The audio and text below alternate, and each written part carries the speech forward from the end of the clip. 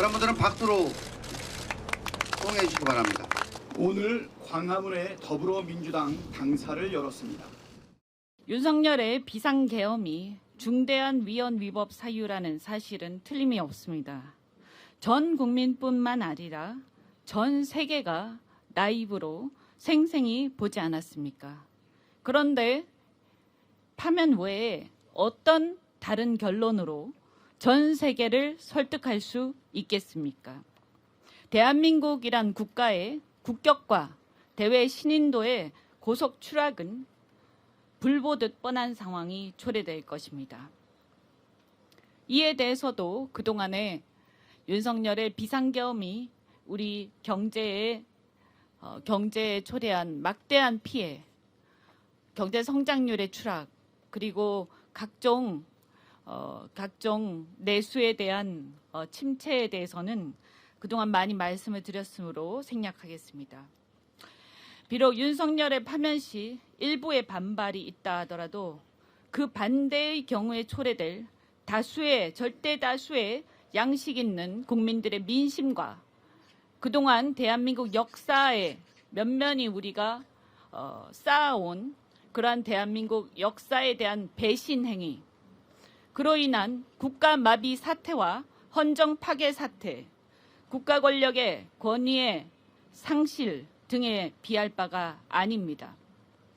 하루속히 윤석열을 파면하고 새로운 리더십을 세워서 대한민국의 정치적, 경제적 활력을 다시 불러일으키지 않으면 우리는 어디로 가는지 가늠할 수 없을 심각한 상황에 빠질 것입니다. 논리적으로 윤석열 탄핵은 찬반이 있을 수가 없습니다.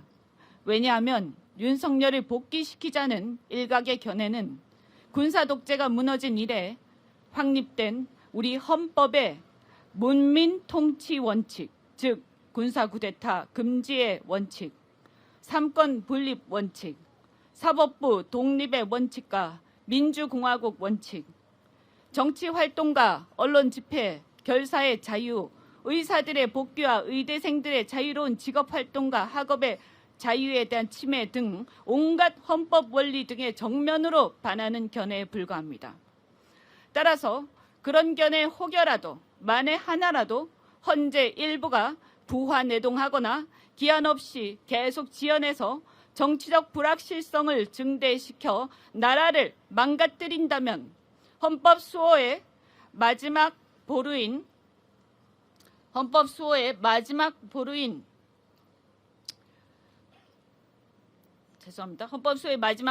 헌재 스스로가 헌법 질서를 파괴하는 자폭 행위를 한 셈이 되어 주권자인 국민들이 직접 저항권을 행사하는 수밖에 없게 됩니다.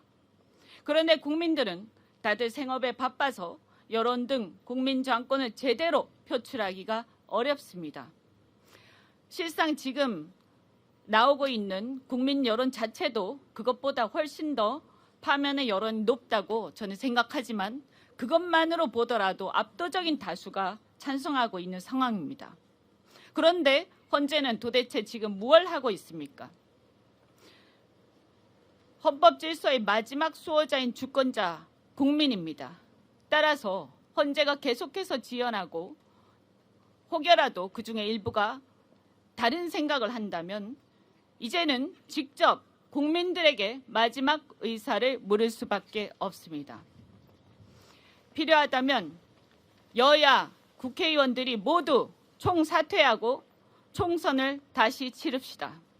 나라가 이런 내란 행위조차 진압하지 못하고 질질 끌면서 면죄부를 주는 반헌법적 상황으로 계속 간다면 그런 나라에서 배지를 달고 있는 것이 무슨 의미가 있겠습니까?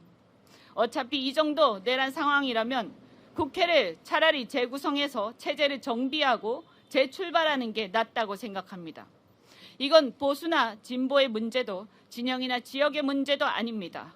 사법 엘리트 등 일부 엘리트들의 편협한 사고로 그간 쌓아온 우리 역사가 무너지는 걸, 경제가 무너지고 국격이 무너져 국민들이 불이익을 당하는 것을 두고 볼 수는 없습니다.